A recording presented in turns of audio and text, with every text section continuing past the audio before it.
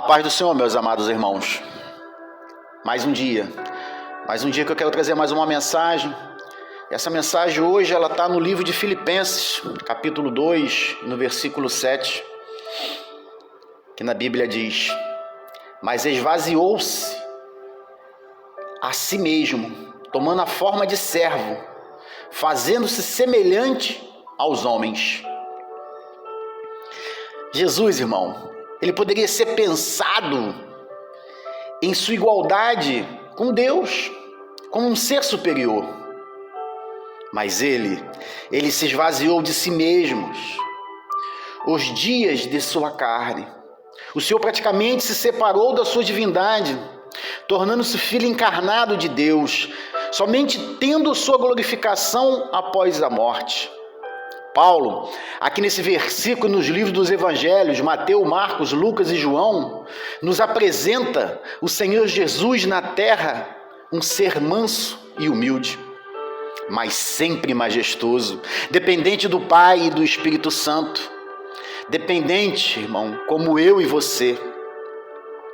Mas Paulo, sempre falando do homem que é capaz de liderar soberanamente com todas as necessidades do homem. A sua humilhação foi real, foi sempre. Deus e homem, um Cristo, ele se despiu, não de sua natureza divina. Por isso, era impossível, mas das glórias, dos direitos e das suas divindades. Isso, ele fez tomando sobre si a forma de servo. Aí, na forma de servo, como forma, que está bem declarada lá no livro de Filipenses, no capítulo 2 e 6, que diz que sendo em forma de Deus, não teve por usurpação ser igual a Deus.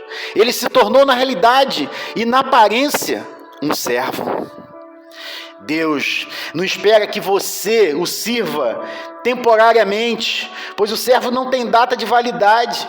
O nosso serviço a Deus é por toda a eternidade, mas se inicia aqui na terra quando assumimos a responsabilidade de servi-lo voluntariamente. Servir com amor, servir com dedicação, pois Jesus abriu a mão de suas vontades.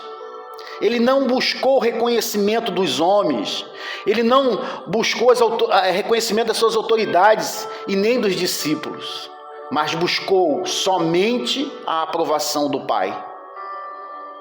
O que ele estava fazendo era para o Pai. Ele estava sendo a própria oferta, o próprio sacrifício. Exemplo de Jesus, que mesmo tendo o direito de se opor à morte, não o fez. Porque o verdadeiro servo não escolhe, apenas obedece. Mas, irmão, é nisso que está a tua força, pois quando o servo obedece, é protegido pelo Senhor. O servo não reclama, o servo não murmura, ainda que no momento você não entenda, ainda que no momento não tenha nenhum prazer, ou não lhe traga alegria nenhuma. Seja servo, sirva com alegria, pois tem muitos que se acham servos, mas não quer sacrificar os seus desejos da carne pela vontade de Deus, ou seja, quer impor sua vontade a Deus, em vez de se sujeitar à vontade dele. Não pertence no seu propósito, não permanece no seu propósito de fazer a vontade do Pai, que é servir, quando é contraído, abandonado ou injustiçado. Não tem disposição de renunciar a privilégios, confortos em favor dos outros. E quando faz, irmão, espera aplausos. Vive para agradar a si, pois tudo que faz visa promover a si próprio. E pensa que é um período na vida que terá direito de ser isento de servir, somente ser servido. Pior ainda, ser servido como prioridade. A sua visão está nos benefícios que pode receber de Deus e da obra, não do que ele pode fazer e oferecer ao Senhor, como nosso Senhor e Salvador, pelos dons e talentos recebidos por ele. Então reflita e responde a si mesmo: que tipo de servo tem sido você? Com que referência a palavra servo é usada por Paulo? Paulo indica que ele se abaixa para servir os homens com grande humilhação? Ou se torna homem aquela condição verdadeira que eu e você devemos ter, que é a servidão a Deus? Eu acho que o pensamento dele é a favor desse último, de ser servidão a Deus. O apóstolo continua dizendo que na sua tomada de forma de escravo foi coincidente com a vinda, uma semelhança de homens. Como homem, ele era servo. É verdade que o nosso Senhor Jesus Cristo se fez servo de todos.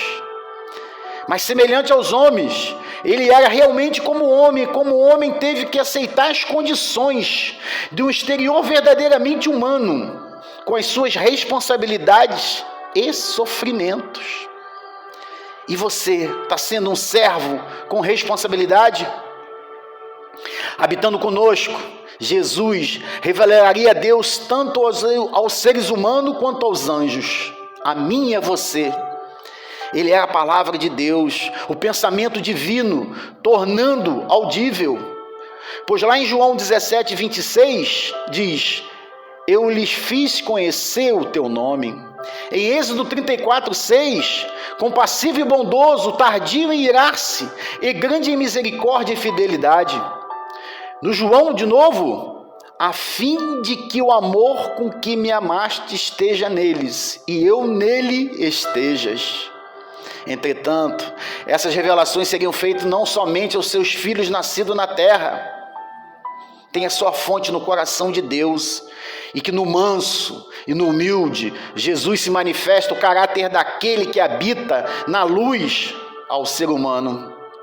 Foi ele que encheu a terra de beleza, irmão. Foi ele que encheu a terra de cântidos